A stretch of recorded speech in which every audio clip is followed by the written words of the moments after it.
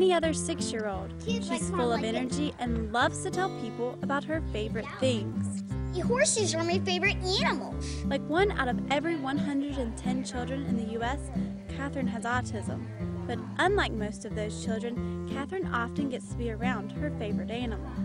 The instructors and therapists lead the kids in stretches, through obstacle courses, and even counting. Therapeutic riding is using the horse and the environment to help the child. This is such an inclusive, amazing environment that an individual can come here and feel ownership. And Catherine's dad saw her take ownership as she took hold of the reins. It wasn't just that they were sticking her on the horse and leading her around for a while, as it was she was actually controlling the horse, telling it when to turn, telling it when to stop, and that was really impressed me. And there's no doubt that riding horses makes Catherine happy about life.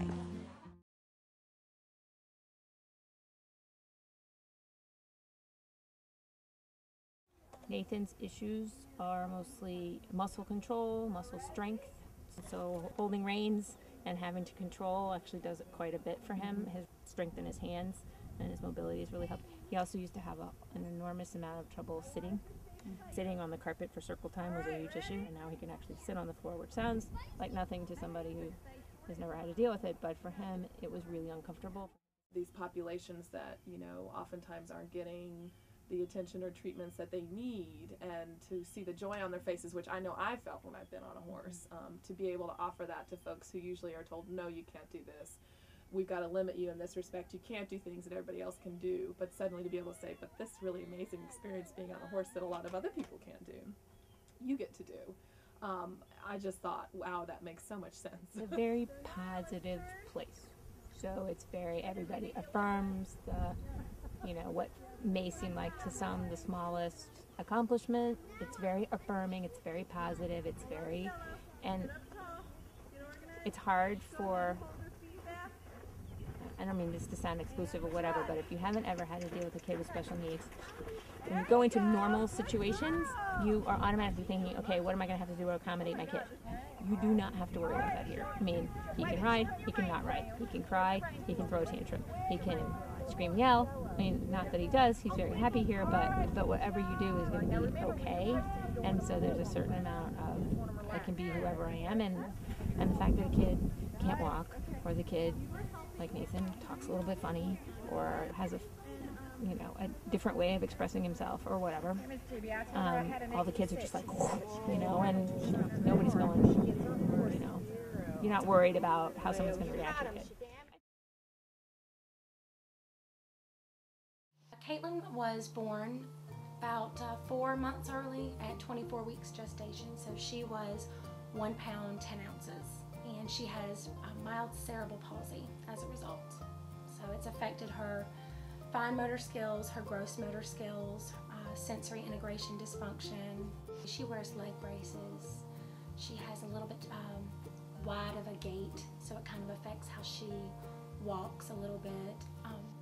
Aaron was born also about 4 months early. He was 1 pound. He was roughly 1 pound 10 ounces. So he had a lot more internal damage. He does not have cerebral palsy. A lot of his damage was to his lungs and things like that.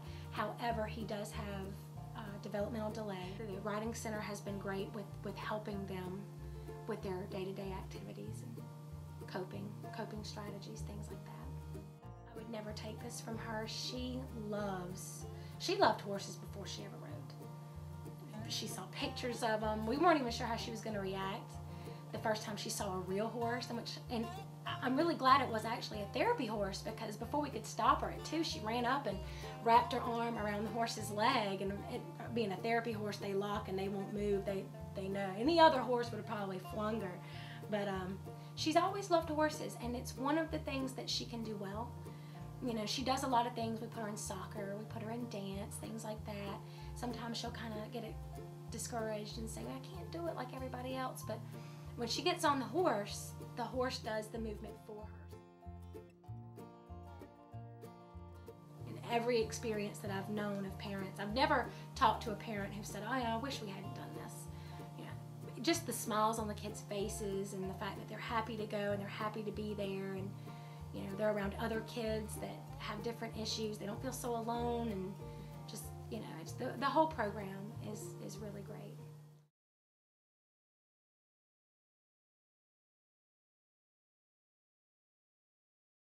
I've always thought that, you know, horses were amazing, healing, empathetic in animals, and the people that it attracts are wonderful, wonderful people. They are people who have big hearts. They care about giving back to the community.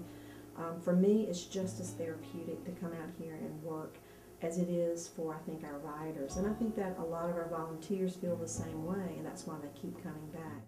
My name is Vicki Childers. I'm a clinical nurse 4 in the Newborn Critical Care Center at UNC.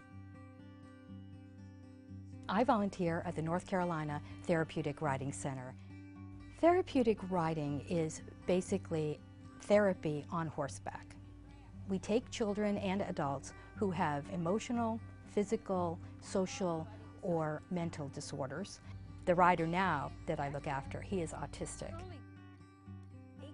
The lesson involves a multitude of different fun activities as well as other tasks, and so it's really a learning experience for them as well as a fun activity. Get put in. Yay! All right! Excellent.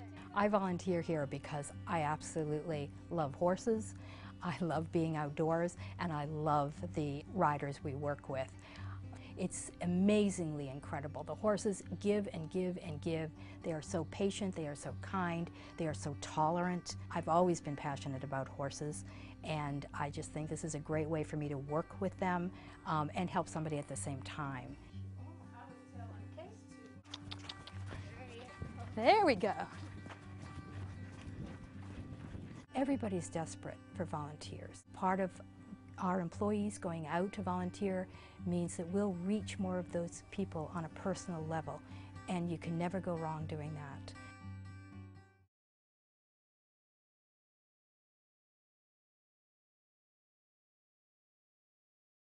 I rode for 6 months at Sire, once a week, and I went back for a checkup, and I had 40% increase in nerve regeneration and muscle tone. Now, this was after 20-some years, and the doctors are looking at it. It's documented. And the doctors are going, you know, and they still didn't advocate therapeutic riding.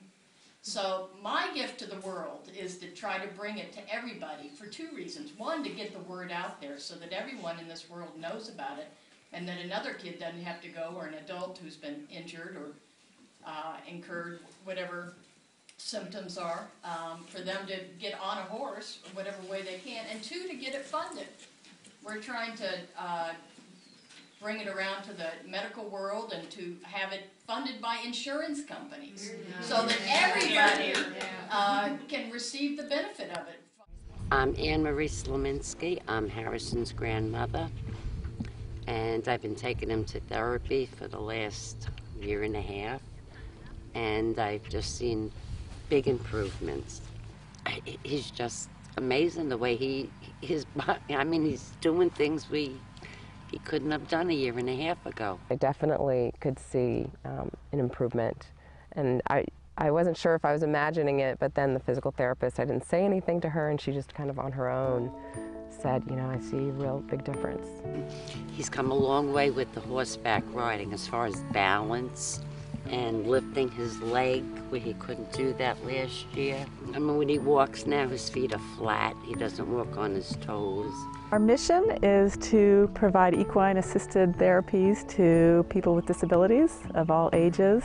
So we provide therapeutic riding lessons as well as hippotherapy, which is speech therapy, occupational therapy, and physical therapy using the horse. You know, when they first come, they may be very nervous about getting on this horse, and maybe they don't want to separate from their parent, but after just a few weeks, or maybe, in some cases a couple months, they're, running down the path to come meet their horse, and they're separating from their parent very easily. Just the way we, did it all kind of together and got him on there, and how he just, got so comfortable with it so quickly was just great. It felt, just made me feel like, wow, if he could do this, so many other kids could do it too. And you can just see how proud they are when they're sitting up on the horse. So that's, you know, really a great side benefit is how it does change their whole self-esteem and confidence. He's willing to do anything, and he never wants help. He's very independent. And I think being on the horse sort of brings him out of his shell a little bit and helps him just be more comfortable in his own skin. And he's going to have so many challenges in his life, and the fact that he can say that, you know, to his friends at school that he sits on a horse and rides once a week, I think it's just confidence building. It's a great confidence builder for him. I think the best thing about hippotherapy, number one, it's effective because every step that the horse is taking is making the rider react in some way in their body, but also for the riders, particularly the children, they don't see it as therapy. You live for those moments of inspiration when you see a breakthrough or some bonding of the horse and the rider, or the parents tell you that that's the first time the child has ever done something, or they give you a little hug, and those moments that make it all worthwhile.